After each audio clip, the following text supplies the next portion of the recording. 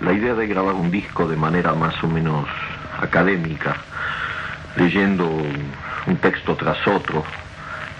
con esa sensación de cosa muerta que dan los discos de escritores, no me gusta demasiado. En el fondo, siempre es más interesante escuchar a un escritor si lo entrevistan en la radio, en la medida en que las pausas, las equivocaciones, su respiración, todo eso es una cosa mucho más viva, una presencia más convincente. En definitiva, lo que yo creo es que esta negativa a grabar un disco así de tipo académico se conecta con la negativa un poco más importante para mí a escribir cosas de tipo académico. Es decir, que en la medida de lo posible me gusta que desde la primera frase haya un contacto entre el que me va a leer y yo mismo. No porque yo escriba pensando en que alguien me va a leer, sino más bien porque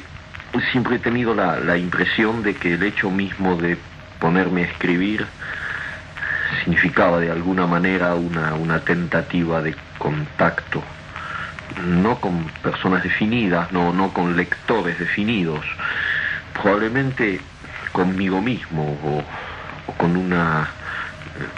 realidad ajena y exterior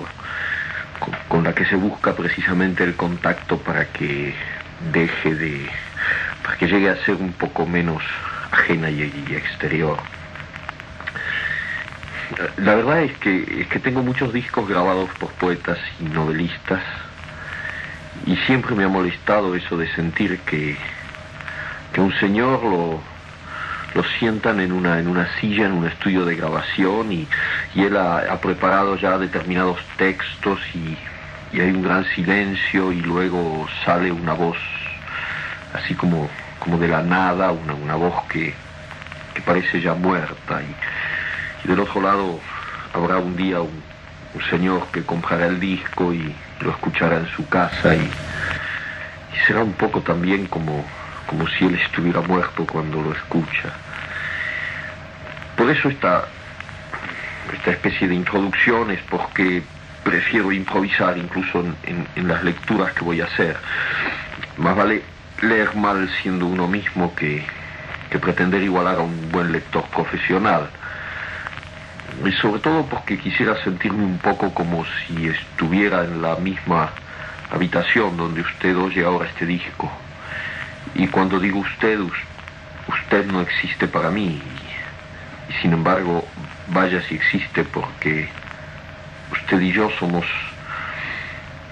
este encuentro desde tiempos y espacios distintos, una anulación de esos tiempos y esos espacios, y eso es siempre la palabra y la poesía. Digamos entonces que estamos juntos y yo tengo unos cuantos papeles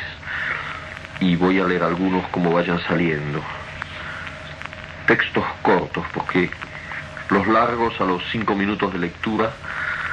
como desgraciadamente hemos perdido casi por completo el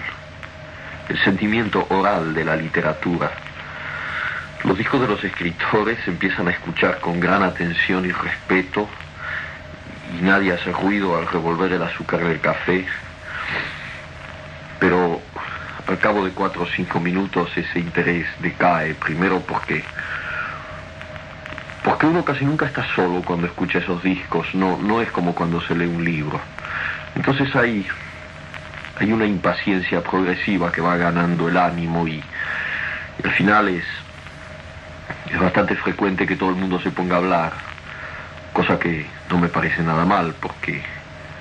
es bastante injusto que sea yo el único que hable si ustedes son 5 o 6 o incluso solamente uno, pero en fin. De todas maneras, puesto que no estoy físicamente con ustedes para tomar ese café o ese trago o fumar esos cigarrillos, es mejor que les lea textos cortos y lo más variados posible. Desde luego,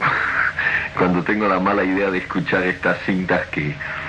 A veces grabo en mi casa para oír cómo suena lo que escribo.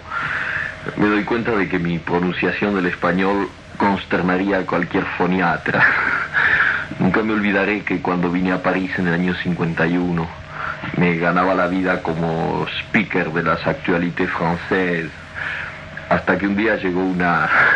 en español se entiende,